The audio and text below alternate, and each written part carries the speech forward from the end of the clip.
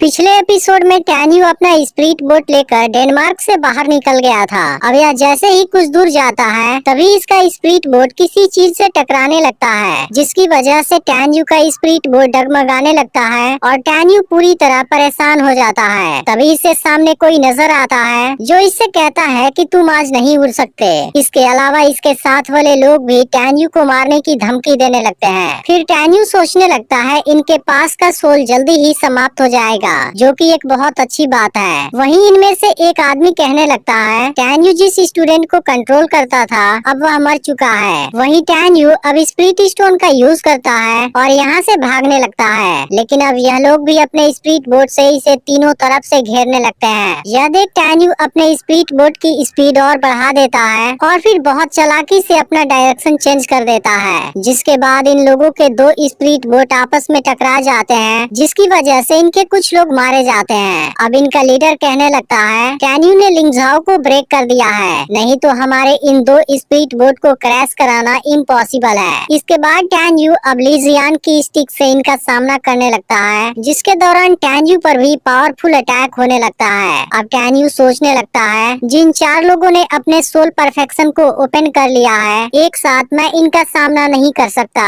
इसके बाद टैन्यू खुद को आजाद करता है और फिर इनके लीडर पर अटैक करता है, लेकिन यह भी खुद को बचा लेता है और बदले में इस पर भी खतरनाक अटैक कर देता है। लेकिन अब टैन्यू भी बहुत आसानी से खुद को बचा लेता है। फिर सोचता है यह लोग मुझे इतनी आसानी से पीछा नहीं कर सकते। इसके बाद टैन्यू बहुत फास्ट स्पीड से यहाँ से भागने लगता है, जिसके बाद यह लोग कुछ नहीं कर पाते और परेशान हो जाते हैं कि आखिर यह एक एक्रोबैटिक स्टूडेंट कैसे हो सकता है, क्योंकि यह इतनी फास्ट स्पीड से भाग रहा है। फिर इसमें से एक कहता है रिकी लिंगझाओ इसे उड़ाने वाला मैजिक वेपन है, जिसकी कीमत दूसरे प्रीमियम ऑरा से 5 गुना ज्यादा होगी, लेकिन अब तुम इसे कहां से पा सकते हो। तब इनका लीडर कहने लगता है टैन्यू डेनमार्क छोड़ने के बाद या तो मेंगई को खोजने गया होगा या फिर क्यू पल्स में गया होगा, नहीं तो सुजियान को खोजने मार्शल आर्ट लाइन में गया होगा। लेकिन फिर भी वह चाहे कहीं पर गया हो, वह डेनमार्क में वापस लौटकर जरूर आएगा। फिर अपने लोगों से कहता है तुम सब यहीं पर रुको,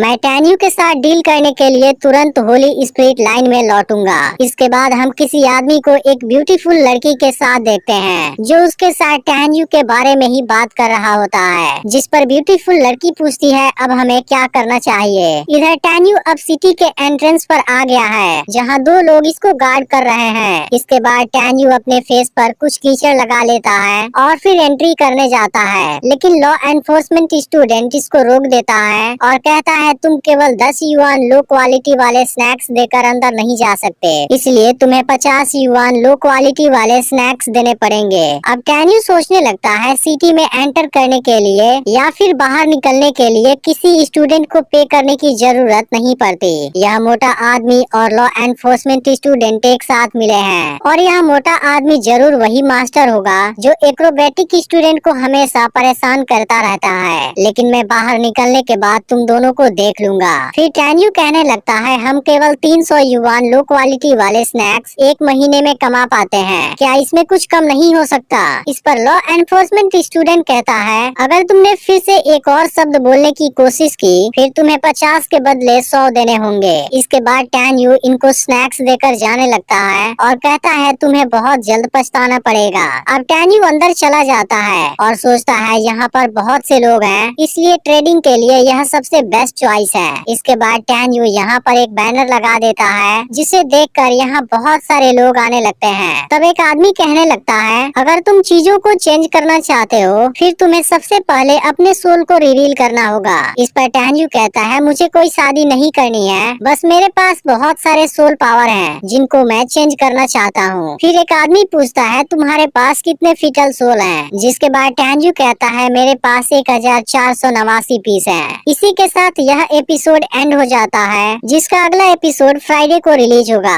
फिर भी अगर आपने पिछला पार्ट मिस कर दिया हो तो लेफ्ट वाली वीडियो जरूर देख लेना और चैनल को अभी तक सब्सक्राइब नहीं किया तो जरूर कर लेना और नोटिफिकेशन को ऑल पर भी सेट कर देना।